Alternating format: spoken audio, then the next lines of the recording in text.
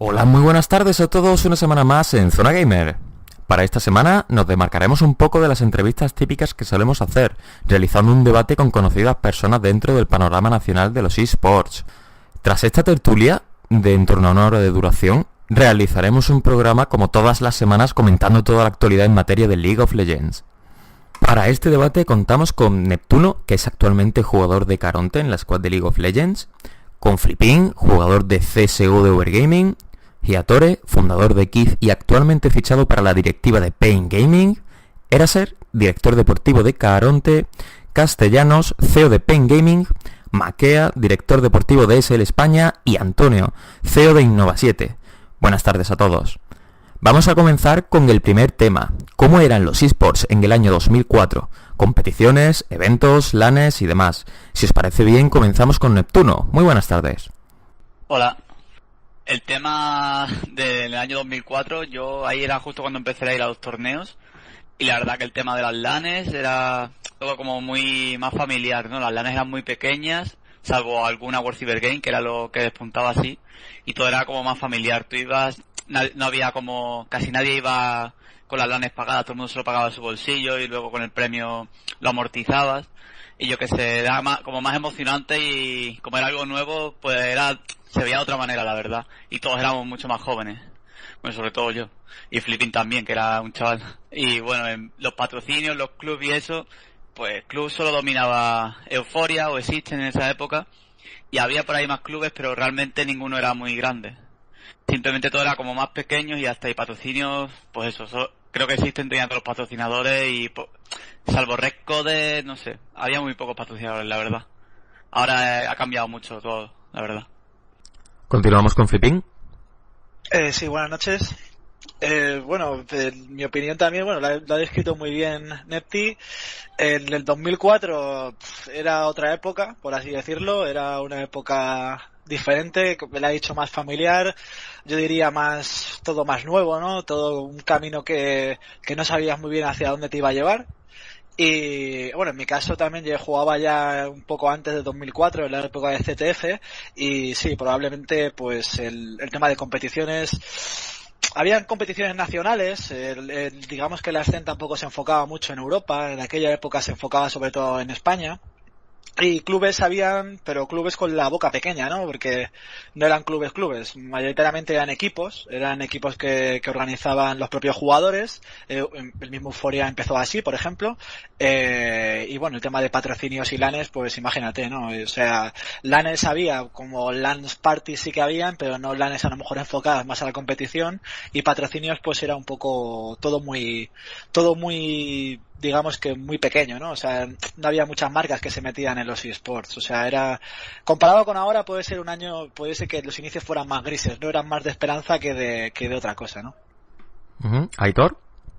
Pues sí, más o menos pues es lo que está contando toda esta gente, ¿no? A ver, yo soy un poquito más mayor que toda esta gente y bueno, yo lo recuerdo pues sí, que la gente se organizaba pues como podía, ¿no? Pues los equipos solían ser siempre de la misma zona, ¿no? Pues la gente de Murcia se juntaba, los de Barcelona se juntaban para hacer pues ese equipo y realmente desplazaban, cubrían los gastos como podían, se cogían los bocadillos, se cogían todo lo que bueno, la gente, podía para poder asistir a esa LAN, ¿no? Y bueno, con una ilusión del copón, nada que ver con lo que estamos viendo ahora, ¿no? Pero bueno, está bien ver de dónde salió todo y cómo ha ido evolucionando poco a poco, ¿no?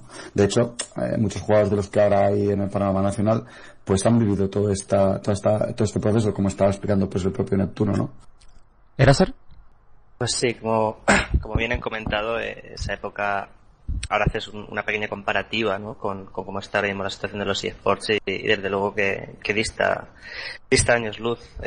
Yo en esa época pues ya competía Quake, competía en Clan Base.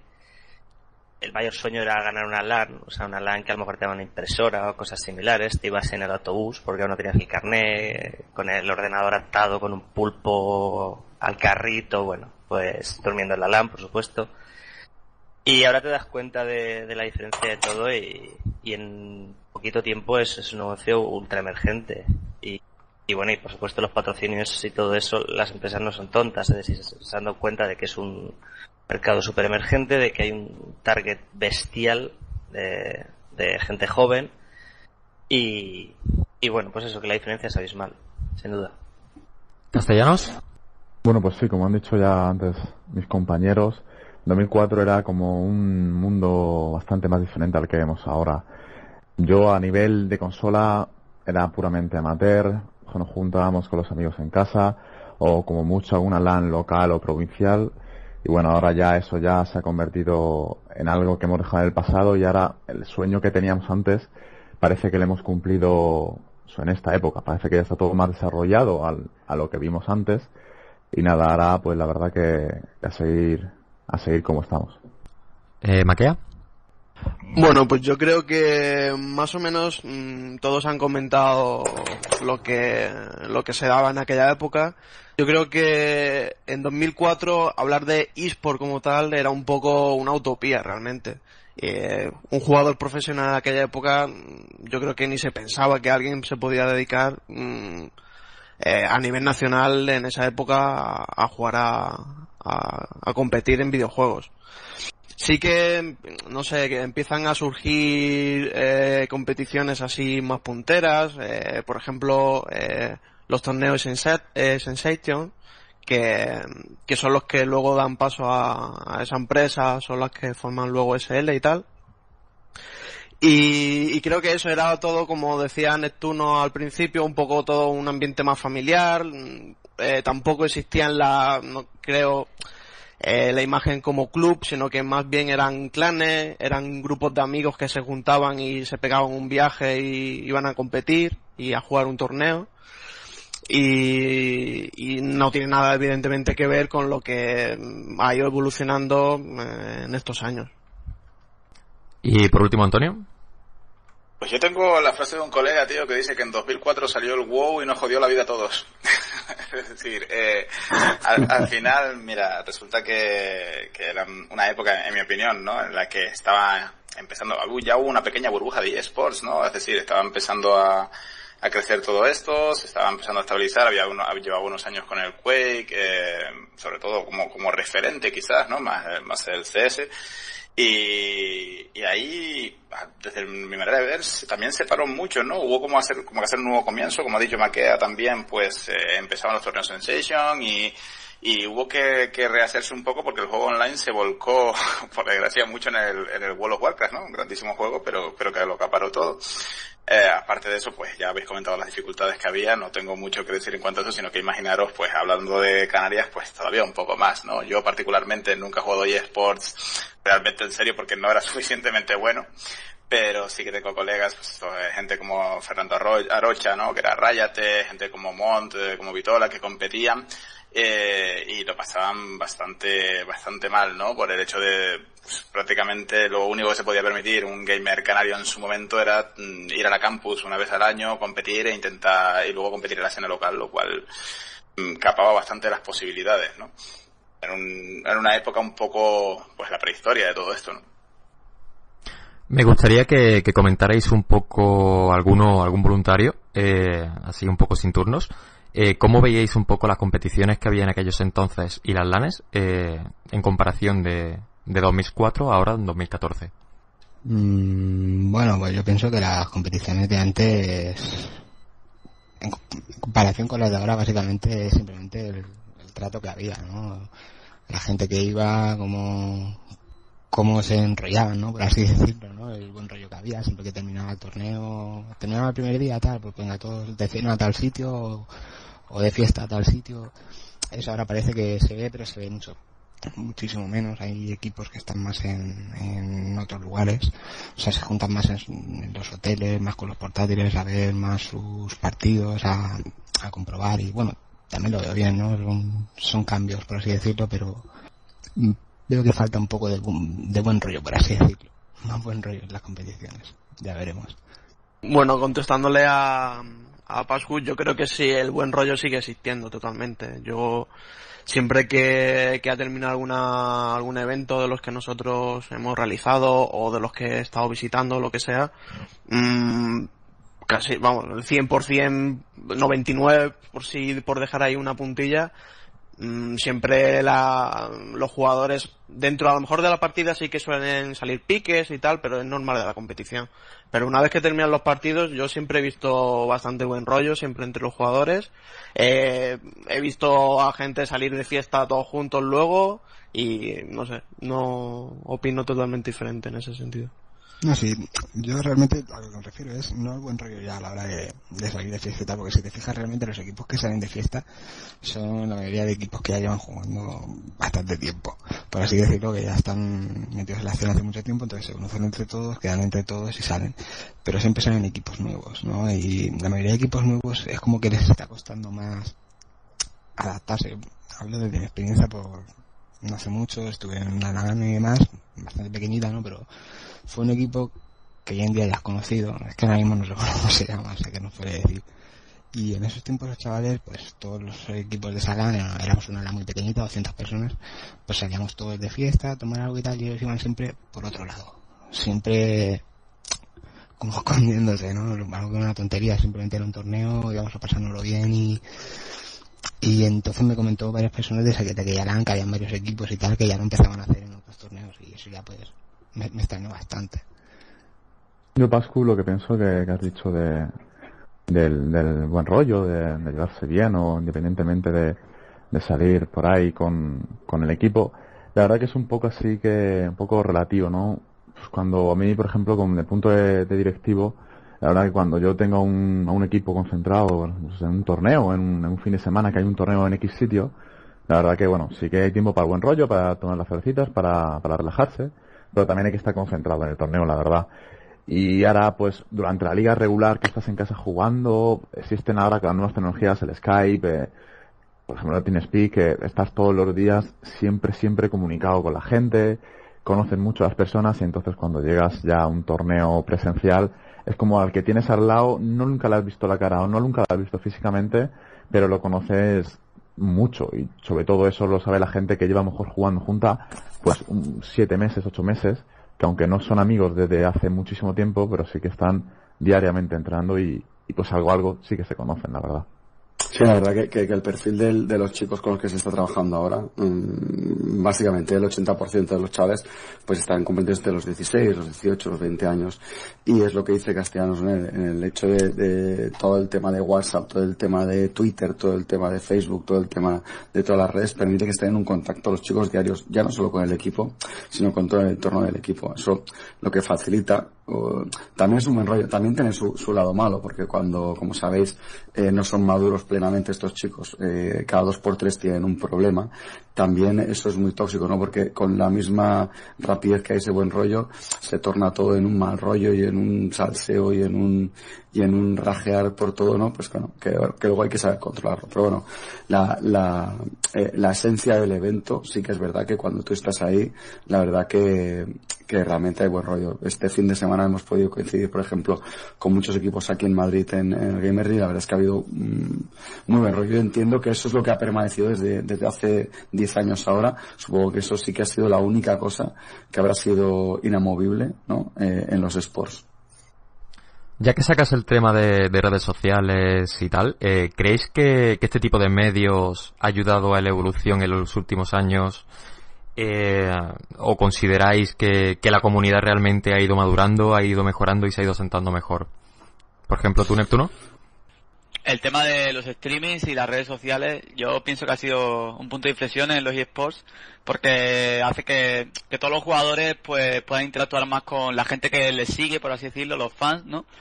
Y enseñar y demostrar cómo tú juegas y responder a las preguntas que la gente tiene, y eso hace que la gente gane más interés y no sé, se crea como una relación mucho más estrecha entre los seguidores y los jugadores que antes no había. Y eso a la gente le gusta y al jugador también le gusta, y el tiempo que, no sé, toda la parafernalia que hay alrededor de los streamings y eso, sobre todo en el LoL, lo ve muchísima gente, y el hecho de ver una partida, que son bastante entretenidas, ha hecho que tanta gente se interese por eso, y la publicidad que dan los mismos juegos, Riot y Valve ahora, supongo, pues hace que todo haya evolucionado, vamos, exponencialmente. Ha crecido muchísimo. Va un poco ligado, ¿no? Es decir, sí, el streaming y las redes sociales han sido una herramienta brutal para todo esto, para poderlo comunicar, pero al mismo tiempo es precisamente el sector ha madurado gracias a que puede ver a los jugadores que triunfan, ¿no? Puede ver a los equipos que triunfan y la manera de comportarse, y lo que haces es imitar el modelo de conducta que tú crees que tiene éxito. Entonces, si tú ves que alguien lo hace bien en las redes sociales, que se vuelve serio, que es un equipo serio, que ficha jugadores bien, que paran los torneos y se comportan como un equipo de deporte, ¿no? Pues obviamente vas a intentar imitarlo y va a ir mejor, y así maduras. Sí, ¿no? Yo creo que es eso, que una cosa se alimenta de la otra y la otra de la otra también. ¿Sabes? No sé. Básicamente es que ha cambiado muchísimo. Es que antes no se podía seguir las competiciones como ahora. Y eso pues hace que los medios se interesen también. Y claro, al interesarse de todos los medios y de publicidad y eso, pues todo crece. O sea, hay más fama y está en el boca a boca, por así decirlo. Sí, yo creo que también pues te acerca más al seguidor, ¿no? En mi caso, por ejemplo, en el CS, bueno, yo creo que en todos los juegos, ¿no? Pero ahora, digamos que con el LoL y con otros juegos, pues el stream pega mucho. En nuestra época el CS, pues tampoco había como no te vieran por HLTV, ¿no? Por un bot que se metía al servidor, no te podían ver jugar, y tampoco podían verte jugar a ti a nivel individual, jugando con amigos o jugando con conocidos. Y ahora tampoco os penséis que el tema del CS está tan avanzado a nivel nacional con el stream. O sea, una cosa que me di cuenta yo con mi vuelta, que fue en septiembre del año pasado más o menos, es que faltaban streams, por ejemplo, de CS en España. Y a mí, por ejemplo, pues casi a diario, desde que volví, pongo el stream y me gusta mucho jugar por el stream, juego con viewers, y yo creo que al final de todo, pues a la gente le gusta también, ¿no? Le gusta verte jugar, le gusta verte raguear a lo mejor también por las partidas, y le gusta estar más cerca de los jugadores que, por decirlo de alguna forma, pues se fijan a la hora de jugar y todo esto.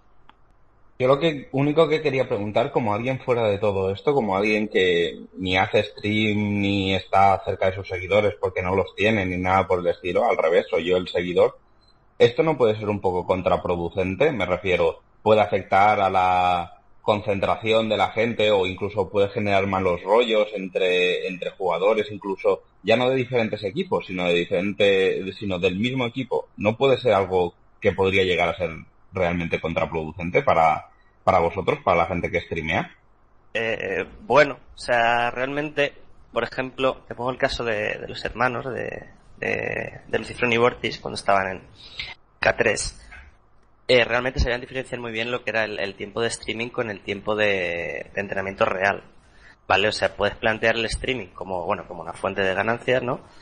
Tienes los suficientes viewers, pero llega un momento en el que hay ciertas cosas que no puedes streamear en ese momento porque necesitas cierta concentración, porque no quieres que te vean. Y es lo que hacían, o sea, cuando se preparaba un torneo fuerte, que se estaban preparando partidas contra X jugadores, pues no abrían el stream. Con nuestro equipo de League of Legends pasa lo mismo, por ejemplo. A veces juegan ranked, alguna streamean, pero por lo general todo lo que streaman es solo Q. Y cuando de verdad están viendo estrategias, preparando partidos, no lo ponen en el stream. Es cierto que pierdes concentración, de hecho el stream que se te acaba llenando es el stream en el que hay una interconexión, ¿no? Con la gente que te está viendo, la que les estás explicando por qué has hecho eso, juegas un poquito más calmado, más despacio, explicando los ítems, etcétera. Yo creo que sí que se puede diversificar, ¿no? Cuando streamear y cuando no. Sí, a la gente, como he dicho Araser, a la gente le gusta mucho interaccionar con los jugadores. Ya no hablamos de ídolos, o sí, podemos hablar de ídolos, pero hay muchos jugadores que han empezado a jugar, que ven a sus jugadores favoritos, los ven por internet, y bueno, pues eso, poder interaccionar con ellos, pues para los jugadores amateur, para los fans, digamos, es un logro poder interactuar con ellos. Eso es lo que hace, como ha dicho Láser, que un stream se te llene, que la gente pueda participar en el stream de X forma y ser por lo menos también nombrado. Y eso, al igual que en Twitter, también forma parte. Para eso están los sorteos o las diversas actuaciones que hacen los clubes mediante Twitter y las redes sociales. Yo creo que aparte del gran favor que le ha hecho las redes sociales, lógicamente, a los deportes electrónicos y los deportes electrónicos también a las redes sociales, porque el fenómeno Twitch no es más que un triunfo de retransmitir eventos y gente que juega.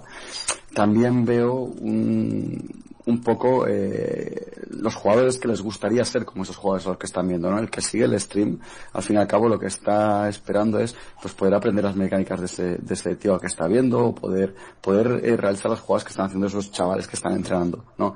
Y que los están viendo en torneos, en división de honor, en, yo qué sé, en partidos importantes. Entonces, yo creo que también entra un poquito ahí el fenómeno fan, ¿no? Del Twitch. De hecho, hay jugadores de este país que tienen pues buenos streams y buenas audiencias por eso, ¿no? Pues porque han destacado en equipos, etcétera, etcétera. Y yo creo que irá mucho más, esto es un fenómeno que no nos estamos dando cuenta, pero cuando un chaval está perdiendo 3 o 4 horas viendo un stream, está dejando de consumir otro tipo de comunicación, ¿no? Como puede ser ver la televisión, y poco a poco las marcas se van a ir dando cuenta de eso y van a apostar muy fuerte por los streams, por poner la publicidad que están dejando de generar en canales tradicionales como puede ser radio o televisión, porque al final las horas que se están consumiendo son de streams, y esto va a evolucionar muchísimo. Yo pienso también, estoy de acuerdo bastante en lo que ha estado comentando Aitor. El stream a día de hoy es un pilar básico, tanto a nivel de un jugador como para formar su marca personal y su fanbase, a nivel de equipo igual, y una competición que no tenga un stream, que no tenga un show, pues la verdad que no pasa desapercibida totalmente. Entonces eso, el stream es el escaparate, y es sin duda es donde la gente está consumiendo un contenido que, como dice Aitor, lo están dejando de consumir en formatos tradicionales, y ahí es donde van a empezar, yo creo, sobre todo marcas fuertes a empezar a darse cuenta del valor que realmente tiene eso. De hecho, ya hay bastantes avances en ese sentido, con marcas bastante potentes a nivel internacional que apuestan por salir en una competición. Bueno, yo quería hacer más que nada una pregunta, tanto a Flipping como a Neptuno. A Neptuno más que nada por sus tiempos de Counter-Strike también. Y era sobre la Game Boom. Sabemos que la Game Boom vuelve este año otra vez, pero quería preguntaros básicamente si vosotros tenéis alguna cierta idea de por qué este año solamente hay CSGO females. No hay para hombres, o sea, simplemente solo para chicas, y se supone que la plaza es una plaza para la World Cup. ¿Sabéis algo de esto? ¿Sabéis el por qué o cómo está? Bueno, no, yo en mi caso siempre he tenido muy buena relación con la gente que organiza la Game Gun. He ido a muchas, es más, creo que sí, si no me equivoco, seguimos teniendo el título desde la época de Existence. Somos el único equipo español que ha ganado una Gamegune, y bueno, también quedamos subcampeones en el 2005 y en el 2006, y la verdad que para nosotros siempre ha sido el torneo nacional, internacional, un poco híbrido por excelencia, ¿no? Porque era el torneo que más equipos extranjeros venían, y era un poco como el torneo que tú pues jugabas en casa, ¿no? Ya no contra españoles, sino contra el resto de Europa e incluso el resto del mundo, ¿no? Porque había veces que venían equipos de muy lejos a jugarla. No tengo ni idea de por qué lo han hecho de Counter-Strike Female, la verdad no lo sé. Tampoco, quizás sí que se echa un poco en falta, ¿no? Ese torneo a nivel nacional, pero imagino que sus motivos tendrán al hacerlo solo de chicas, ¿no? Imagino también que la comunidad de chicas pues también se merecen más torneos, en parte. También ha sido una comunidad que ha tenido muy pocos torneos en el paso del tiempo, en Counter-Strike sobre todo. No sé si en el LoL o otros juegos hay torneos femeninos, no lo sé, lo desconozco, pero imagino que será por eso, ¿no? Por ese motivo querrían hacer algo diferente. El año pasado yo creo que fue un error hacerlo de Call of Duty, pero este año pues bueno, tampoco más o menos por los círculos de Counter los que yo frecuento, tampoco se ha criticado mucho a la Game Gear, ¿no? Entonces, por mi lado no tengo tampoco idea de por qué lo han hecho, pero sus motivos tendrán, imagino. Yo desde el punto de vista de organizador lo veo súper interesante, la verdad. O sea, de manera me imagino que lo han hecho explorando nuevos sectores, ¿no? Es algo que no lo voy a negar, o sea, nos lo piden bastante los sponsors, o sea, al menos a nivel de eventos sí que te piden iniciativas con chicas, y ellos se han atrevido, la verdad, y les aplaudo mucho. Puede acabar saliendo muy bien. A ver, yo creo que es un nicho de mercado tremendo. O sea, si ahora tenemos captados, a ver, si buscamos el perfil de gaming en España de 16 a 20 y pico años, veríamos que hay un tanto por ciento de jugadores muy, muy elevado masculino. O sea, sabemos que hay mucha mujer que juega. Yo entiendo que grandes torneos le den protagonismo a torneos de mujeres, y es eso. Yo aplaudo la iniciativa y emplazo a que otras ligas de este país tomen ese guante que ha dejado ahí la Game Winner y dé más cabida al deporte femenino. ¿Por qué? Porque hay un nicho de mercado tremendo. O sea, hay cuántas mujeres hay que podrán seguir consumiendo, ¿no? Pues eso, teclados, ratones, etcétera, que es lo que al final están demandando todos esos sponsors, ¿no? Que meten presión para que se haga este tipo de eventos. ¿Es así? Sí, de hecho, mira, yo te digo, nosotros lo estamos estudiando también, y el asunto es que lo que no nos gustaría de alguna manera es segregar, ¿no? O sea, precisamente si hay un sitio donde no importa tanto el sexo en realidad es los eSports, de alguna manera, ¿no? Quizás mientras se haga con el objetivo de proteger un poco a los clanes femeninos, los grupos femeninos, para que crezcan un poco y luego se integren, perfecto. Como se empiezan a crear categorías femeninas y masculinas, esto va a acabar mal, igual que en el resto de deportes, ¿no? Donde el deporte femenino se deja un poco de lado. A mí me gustaría ya ir pasando al siguiente tema, que es el siguiente, ¿vale? Euphoria, equipo que pasó a fundar Existen, fue uno de los grandes pilares a partir de 2005. ¿Creéis que marcó un modelo a seguir de cara a los futuros clubs desde entonces hasta ahora? Pues... Dale tú, Nepti. A ver, yo no estuve... bueno, Flipping formó parte de Euphoria y lo conoce mucho mejor que yo, vamos. Pero yo voy a dar mi visión desde fuera. La verdad es que X6 cuando cogió a Euphoria y se cogió, por así decirlo, los mejores jugadores de cada juego, tenía todo, vamos, tenía casi todos los juegos tenía el mejor. Y fue un modelo a seguir, en cierta parte sí, porque fueron por así decirlo, los que más se pusieron con el tema este de los clubes, de llevarlo bien. No conozco muy bien por dentro cómo lo llevaban, pero sí que fueron los primeros, por así decirlo, que lo hicieron bien.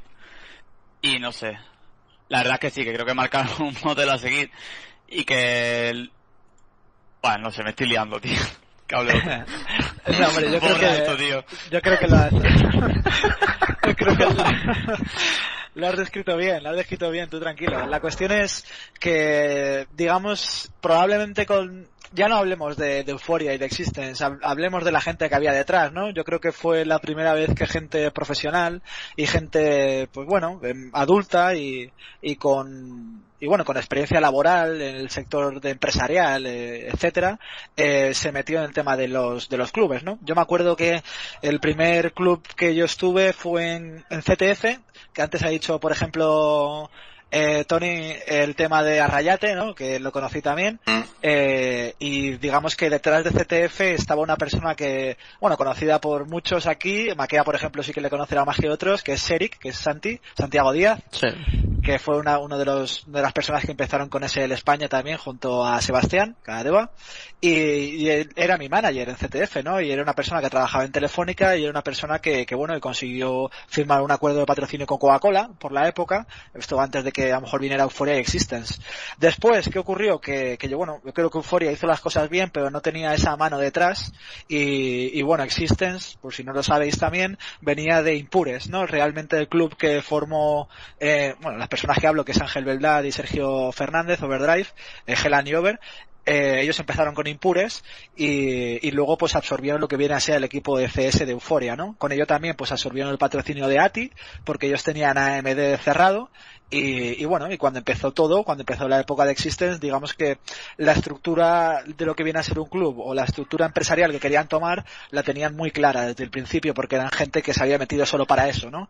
Alguno de ellos, que es Ángel, sí que había competido a nivel de FIFA, pero Sergio, por ejemplo, no había competido nunca, Over, y yo creo que ellos, pues digamos que fueron pioneros en ese sentido, ¿no? En tomar las cosas en serio, en montar una infraestructura seria, Y yo lo he dicho muchas veces, yo creo que hay mucha gente que ha salido muy educada de Existence. Yo el primero, yo lo he dicho muchas veces, soy el hombre que soy a día de hoy gracias a Existence, y para mí Existence me enseñó muchas cosas de las que a día de hoy todavía practico, ¿no? Y bueno, hay mucha gente que también ha pasado por Existence.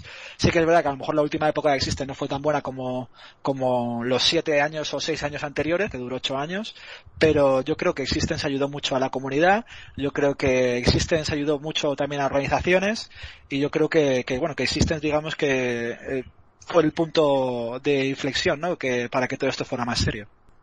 Vale, pues a ver, más o menos lo que ha explicado Flippy, que es una persona que vivió en primera persona pues toda la evolución, bueno, el crecimiento, la expansión y la consolidación de los sports. Pues sí que es verdad que esa gente fue muy pionera, ¿no? En lo que debía ser la gestión de un club de deportes electrónicos, que más o menos es trasladar la experiencia profesional que debían tener en sus campos, ¿no? Y ponerla al servicio, pues eso, del club. Ahora se está siguiendo esa fórmula, básicamente, o sea, esa fórmula todavía sigue vigente. Tú tienes que tener una estructura.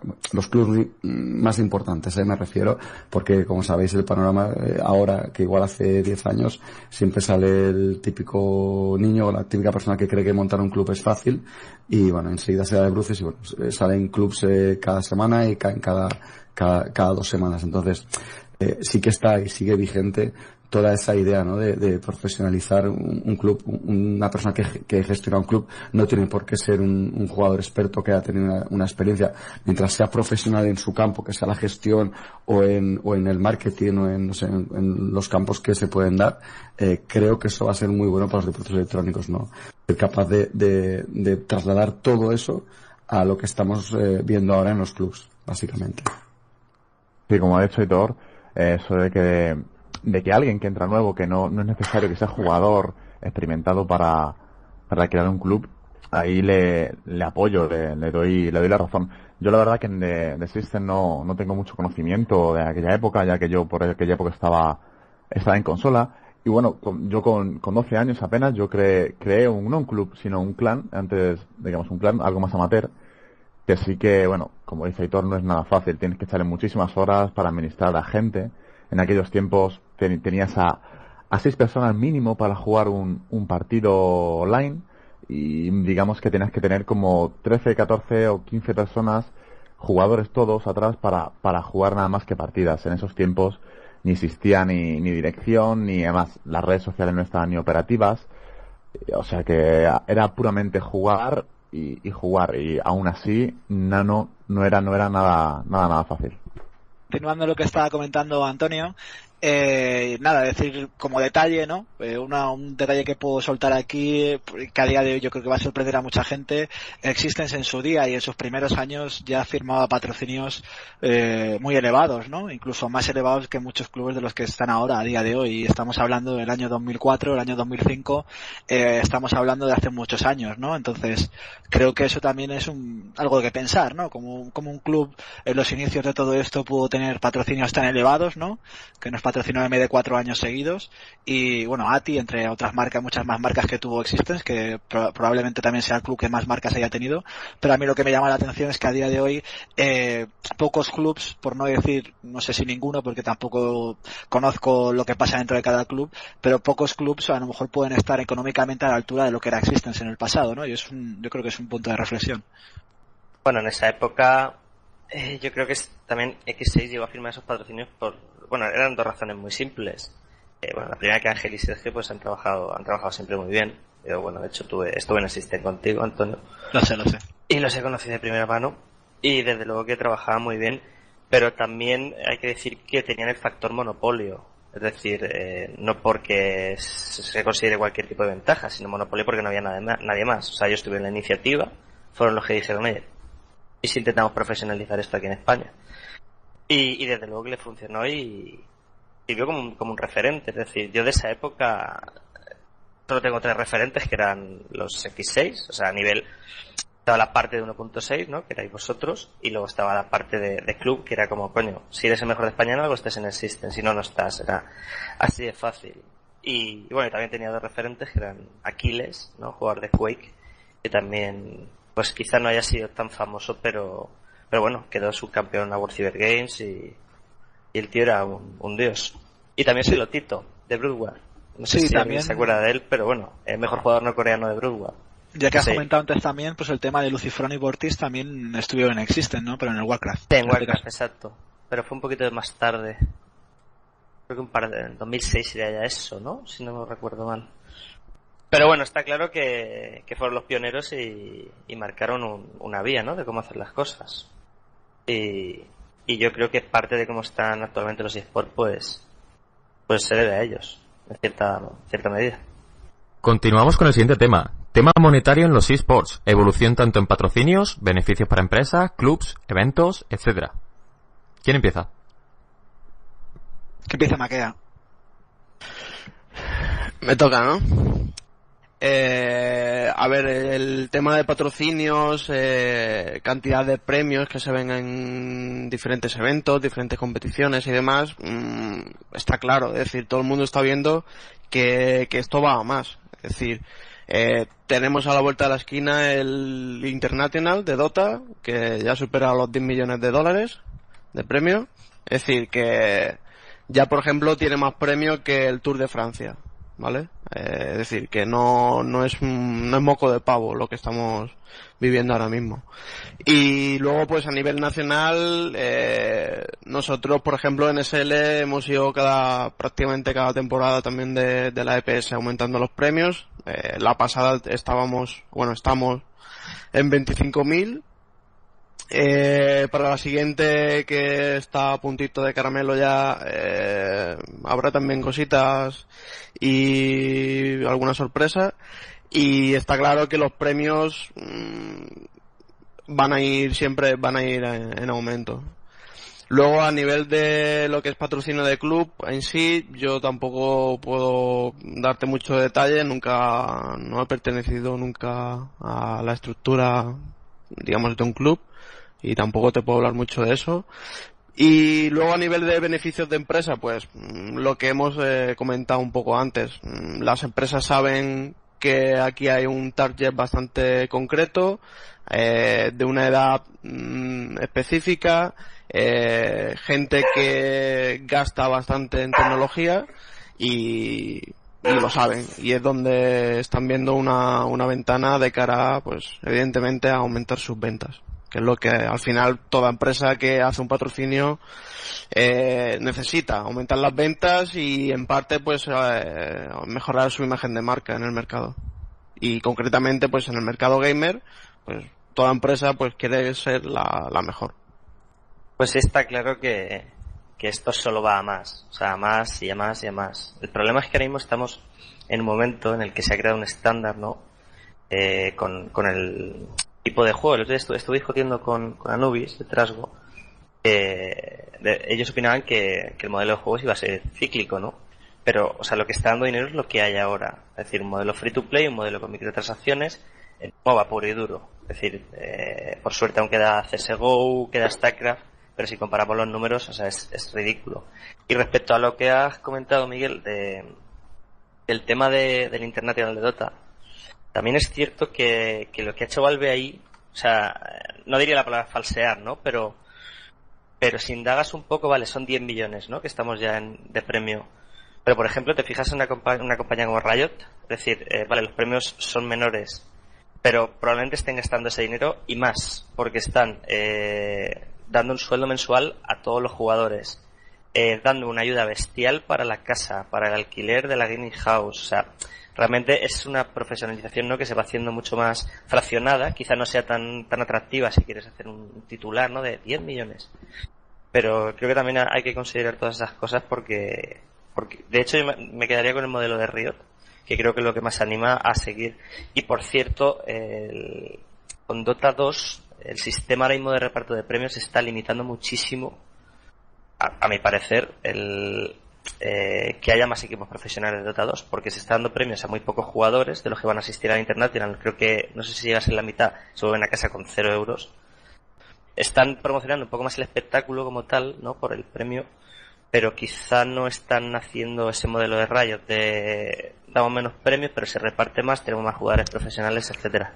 Sí, a ver, he mencionado el tema de Dota, pero simplemente realmente es lo que tú dices, es una mera cifra, pero Es decir, no podemos negar que es una cifra a destacar. Sí que también lo que tú decías, que Riot tiene un modelo totalmente diferente, y yo también estoy más de acuerdo en el modelo Riot, sobre todo porque en este caso Valve hace uno al año, y mientras Riot hace una temporada regular durante todo el año, hace su split de primavera, el segundo split con los playoffs en medio, luego hace el mundial, es decir, es una situación totalmente diferente. Luego también el tema de Dota, la parte también es que la gran parte de ese premio, la mayoría es financiado por la comunidad, al final, con la compra del compendium, que no es Valve el que pone ese dinero entero, ¿sabes? Entonces también que es un poco, como tú decías, un poco falso, entre comillas.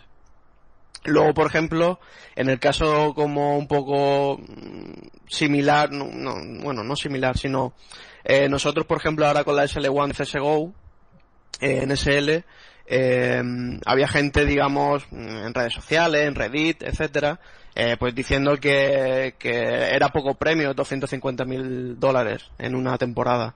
Entonces, yo creo que es mejor tener 2, 3 o 4 torneos al año de $250,000 que uno al año de 1 millón.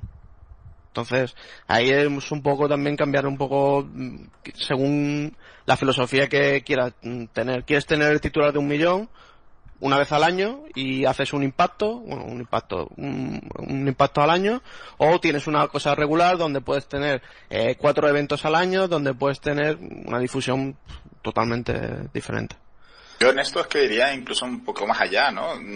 Yo de verdad que creo que los premios, me entienda, ¿no? Dentro de todo esto son hasta un pequeño atraso, ¿no? Mientras el objetivo de todo esto sean los premios, la cosa no avanzará tanto. Hay que ir hacia un sistema de monetización que me permita a los equipos y a los jugadores monetizar todo esto, y que los premios sean puramente testimoniales y se juegue por la competición, ¿no? Que un equipo que tenga la mala suerte de quedar mal clasificado pueda volver al año siguiente y buscar un poco esa estructura profesional, porque si al final se trata de premios, pues en el momento que se montan 2, 3 super equipos, los demás no tienen manera de competir, y así no vas a crear un buen deporte. Sí, de hecho, por ejemplo, en el caso de fútbol, el premio normalmente que se da con la Champions, prácticamente casi nadie lo conoce o no se nombra en ningún sitio qué premio se le da al ganador de la Champions. Pero sí que todo el mundo sabe que es lo que gana Cristiano, por ejemplo. Son diferentes formas de hacerlo. Sí, yo la verdad estoy con Antonio. Yo creo que la verdad que el premio no es lo que más debería importar para crecer un poco más en lo que es el deporte electrónico en los próximos años. Lo que yo la verdad que tengo dudas para aumentar un poco más el crecimiento en estos años siguientes es si de verdad tenemos la misma ilusión en profesionalizar o mejor dicho, la misma ilusión en hacer crecer los deportes electrónicos como lo teníamos en 2004, 2005 o 2007. Y yo creo que ese es el gran problema y por lo que puede ser que dentro de unos años vaya un poco más lento que toda esta eclosión tan rápida que ha ido estos años. Yo creo que el proceso ese ya se ha hecho, ¿no? Ahora lo que va a tocar es el siguiente paso, y es poner de acuerdo y en el mismo orden y al mismo paso organizaciones, clubs, jugadores, ¿no? Para buscar unos estándares comunes a la hora de planificar calendarios, a la hora de planificar, no sé, eventos, para no pisarse unos a otros, porque eso al final va en detrimento del crecimiento de los eSports, ¿no? Y lo que pasa ahora, fórmulas de financiación, pues van a venir muchas más. No solo, es verdad lo que decía él, que no tiene que ser muy importante solo centrarse en lo del premio, porque al final tú mandas 8 equipos a competir, por ejemplo, este fin de semana a Madrid, y con el premio que te dan, pues por ejemplo, básicamente no cobres ni los gastos, y eso sí tienes la suerte de ganar, ¿no? Si ya decimos que caes en primera ronda, estás dando un espectáculo o estás favoreciendo a que ese pabellón con 12, con 15.000 personas esté lleno, y al final no recoges nada, ¿no? De tus frutos. Entonces yo entiendo que va a pasar por crear asociaciones, federaciones, pues para empezar a trabajar sobre los derechos de imagen de los jugadores, de los clubs, de las ligas, de los eventos, y por ahí pues también generar unos ingresos regulares para que los clubs importantes, los clubs que realmente quieran estar ahí y quieran, pues eso, ser partícipes de todo este crecimiento, puedan también financiarse, ¿no? Un poquito. Yo creo que la evolución va a ir por ahí, ¿no? El primer paso ya lo dimos, que es democratizar lo que son los eSports. Ya a nadie le sorprende que un tío de 16 o de 18 o de 30 años coja un autobús para irse a Madrid a jugar a un videojuego. Eso creo que no le sorprende a nadie. Pues dentro de unos años no le sorprende a nadie pues que haya una federación, ¿no? Para coger todos estos clubes, a todos estos jugadores. La evolución es lógica, lógicamente va a pasar por ahí, seguro. Ya para finalizar un poco, concretar todo lo que se ha ido comentando, ¿vale? ¿Qué consideraríais que ha cambiado a mejor y qué a peor dentro de los eSports? Bueno, empiezo yo si queréis. En mi caso, bueno, en mi opinión, yo creo que a mejor, por empezar por lo positivo, creo que hay muchos más clubs, que hay una comunidad más elaborada, que hay muchas más organizaciones, en caso de la SN, en caso del VP, en caso de SocialNat, de Eurogamers Online, bueno, que hay mucho más ambiente, ¿no? Y que bueno, que hay más clubs, o sea, que no son clanes, ¿no? Que hay organizaciones detrás. Ya sé que a lo mejor pues hay organizaciones que son más o menos serias, ¿no? Pero al fin de cuentas, pues así que a bote pronto que se me puedan ocurrir, a lo mejor hay como 6, 7, 8, 9 clubs que se pueden considerar club a pesar de quién esté detrás. Y bueno, yo creo que la comunidad está más educada, yo creo que hay más gente que sigue todo esto, yo creo que ahora los deportes electrónicos es algo más normal. En mi época, pues bueno, nosotros a lo mejor salimos en Antena 3 y en A Fondo y salimos en la tele, ¿no? Y ahí un poco cuando te preguntaban por los deportes electrónicos, pues ya te encajonaban como una persona sin vida social, un personaje un poco friki, bastante, que lo somos, ¿no? Pero en plan, en positivo, ¿no? Yo creo que frikis, pues oye, es todo en la vida, ¿no? Alguien que tenga por ejemplo, el que colecciona sellos o el que le gusta la Fórmula 1, o yo creo que ya la palabra friki está es más habitual, que no es algo raro, pero en su época te encajonaban como una persona, vamos, o sea, cuando te usaban el sinónimo friki te querían decir que no tenías vida social, que no salías de casa, que no veías la luz del día, ¿no? E incluso te cogían como una persona bajita, con gafas, ¿no? Con la cara llena de granos, bueno, una serie de cosas y una serie de tópicos que yo creo que a día de hoy eso no existe, ¿no? Entonces, pienso que a día de hoy todo esto está más evolucionado. Ojalá estuviera más evolucionado todavía, ya te digo también, en su época nosotros luchamos mucho por esto como pioneros en Counter-Strike, ¿no? Y con Existence, y que a día de hoy pues me gustaría que todo estuviera más evolucionado, pero bueno, que es algo más habitual, ¿no? Que es algo más normal, que gracias también a la LVP o a la SL, pues esto de salir en la televisión o de montar shows de finales como montan, pues quieras o no te acerca más al público ordinario y es algo más habitual. Entonces, para mí esos son los puntos positivos, y los puntos negativos quizás pues también lo he dicho, ¿no? Que podría estar todavía más desarrollado, que podríamos estar todavía, bueno, preocuparnos más por la escena. Yo creo hay gente, ¿no? Hay gente que también, incluso gente a lo mejor como youtubers o cosas así, que juegan a videojuegos en sus canales.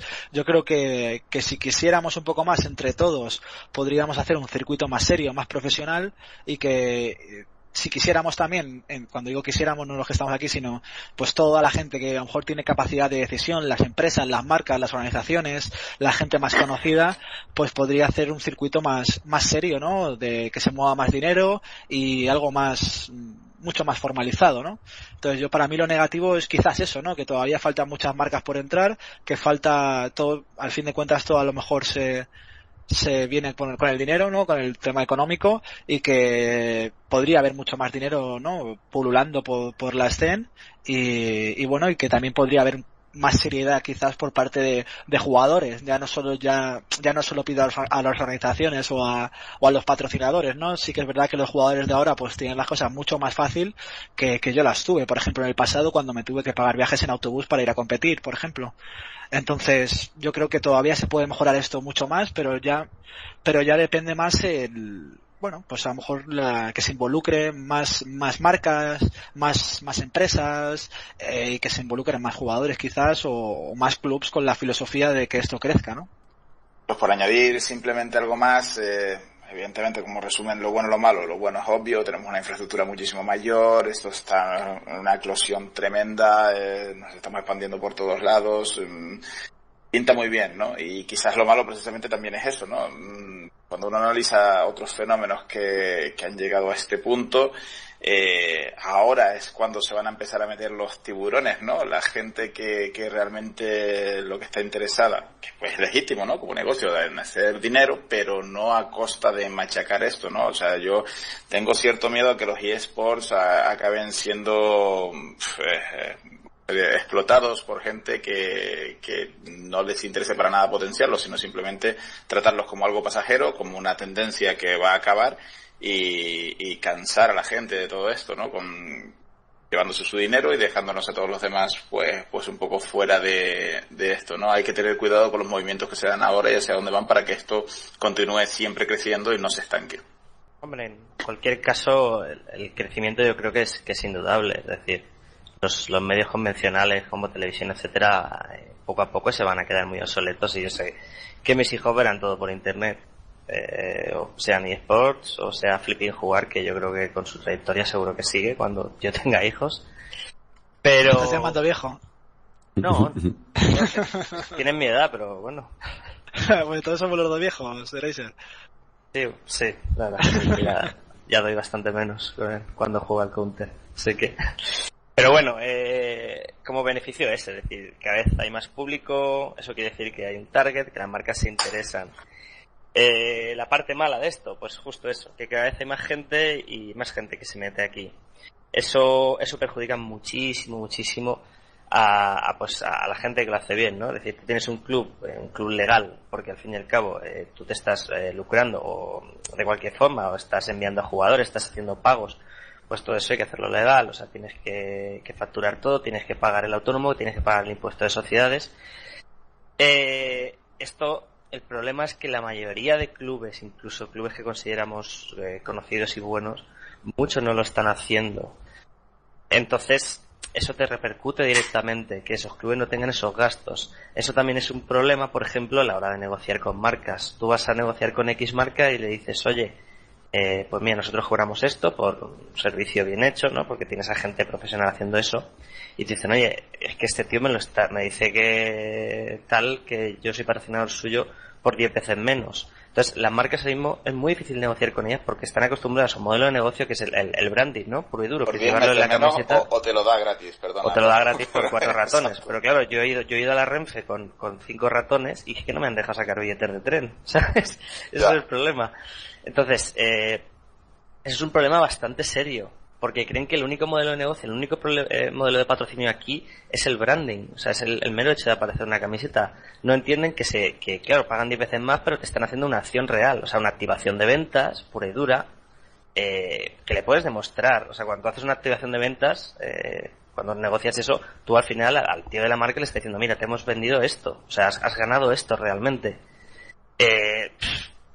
Entonces, yo creo que tienen que madurar las marcas, ¿vale? Porque siempre va a haber gente así, o gente que viene aquí a blanquear dinero, barbaridades así.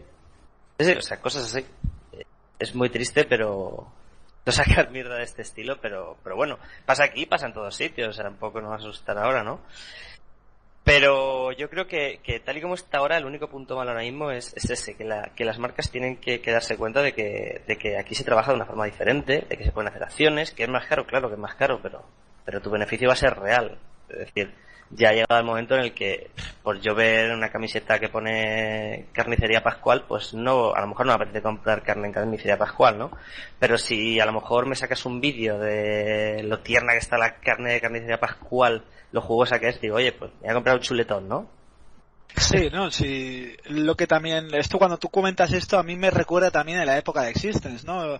Realmente Existence en su día cobraba por sus servicios bastante, ¿no? Y digamos que la forma a lo mejor quizás la mala forma, ¿no?, de otros clubs de ganar patrocinadores teniendo delante a lo mejor a Existence era dejar sus servicios más baratos, ¿no? Llegó un momento que Existence no incorporaba patrocinadores a su club porque no les venía a cuentas, ¿no?, por el dinero que querían meter, pero esas marcas sí que encontraban otras casas, ¿no?, que por ejemplo si a Existence le ofrecían 15, otro club se lo hacía por 7. Un ejemplo, por 6. Pero esto, a ver, al final las marcas no son tontas, ¿no? Y esto pasa en cualquier canal convencional, en cualquier medio de publicidad tradicional. Tú te puedes pagar un anuncio en Telecinco en prime time y vale X.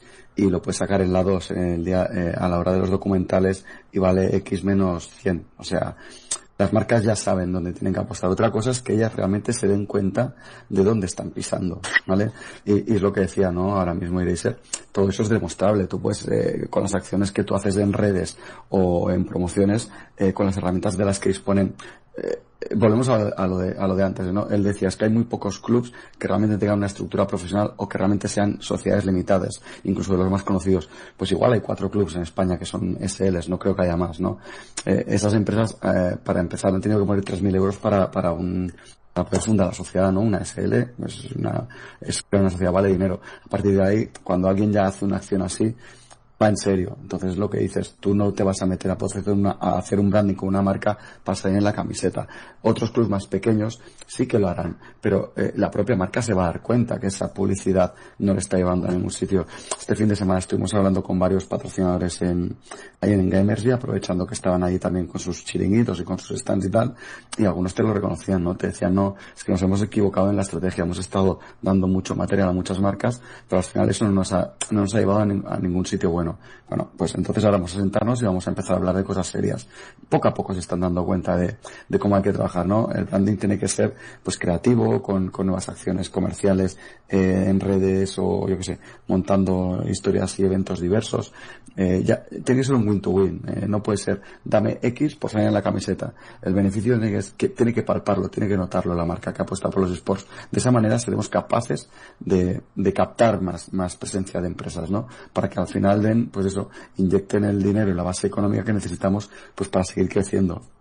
Sí que es verdad también lo que dices, pero hay un fallo aquí que a lo mejor es la diferencia, ¿no?, de salir en la televisión, que tú tienes unos datos palpables, ¿no? Hay mucha gente que, a ver, sin tampoco menospreciar a ningún club ni nada así, no, tampoco señalar con el dedo a nadie, ¿no? Pero sí que es verdad que aquí, digamos que hay cosas que todavía hacemos un poco mal, ¿no? Por ejemplo, yo no me veo a lo mejor en Suecia un club disfrazar la verdad, por no decir mentir, para conseguir un patrocinador, ¿no? Y eso en España, por ejemplo, sí pasa, ¿no? O sí ha pasado, no sé si a día de hoy sigue pasando, pero sí que es verdad que en su época, si podías decir que tú generabas 100 cuando generabas 10, pues lo decías, ¿no? Sí, la marca luego se metía, veía que no generabas 100, pero bueno, el dinero ya te lo había dejado a ti y al fin de cuentas ya te había dejado una mala imagen con esa marca dentro de la escena, ¿no? Sí, pero al final ahora todo eso es mucho más reactivo, ¿no? Ahora tú le dices a un sponsor, a una marca, oye, mira que soy capaz de generar tanto, y él en poco puede saber si eso es real o no, antes de emprender. Porque ahora está todo muy adelantado, o sea, todas las redes, toda la información, todas las herramientas que hay para obtener la información están ahí, ¿no? Y estamos hablando de marcas, joder, que son marcas punteras en sus líneas de negocio, ¿no? Todos sabemos que siempre estamos a la busca de periféricos, de ordenadores, de, no sé, ¿sabes?, de bebidas energéticas. Pues eso ha sido el gran valedor de los deportes hasta ahora. Lo que hay que ser es creativo y buscar marcas que busquen el perfil de consumidor que es el que consume los esports. Y quizás, pues, empezaremos a encontrarnos muchas sorpresas por ahí. Creo, vamos. +1, Aitor. Bueno, yo el tema de que se ha mejorado en líneas generales desde, pues, todos estos años, pues evidentemente lo que había hace 10 años ha cambiado radicalmente, desde estructuras profesionales a nivel de organizaciones, por ejemplo nosotros, que tenemos sedes en toda Europa, en Asia, en Brasil, Norteamérica. De hecho, hace relativamente poco hemos abierto un estudio de televisión que os invito a que busquéis un par de fotos y veáis, mola un montón. Y es decir, ISL tiene pues, más de 200 trabajadores y aquí en España pues estamos en el camino también. Es decir, hace 10 años no trabajaba nadie de esto prácticamente y ahora sí, ¿vale? Entonces ese es el primer paso. Luego a nivel de clubs y pues se ha ido dando el paso evolutivo de un grupo de amigos forman un clan y ese clan al final ha evolucionado a un club. Hay pocos, sí, es decir, esto irá poco a poco. De la noche a la mañana tampoco pueden surgir 20 SLs porque no, es decir, no está todavía el mercado suficiente maduro para que tengamos una estructura de equipos como puedes haber en Alemania, Suecia o otros países. Pero estamos en el camino, evidentemente. Lo vemos a diario, es decir, no me cabe ninguna duda que hemos avanzado bastante a nivel nacional en todos los ámbitos y que aquí todos los que estamos todos los días echando muchas horas, cada uno en su sitio, y para que esto siga adelante. Bueno, ya con esto creo que podamos dar por finalizado el debate. Muchas gracias a todos por estar aquí. Y bueno, tras una muy breve pausa, volvemos con ese sorteito.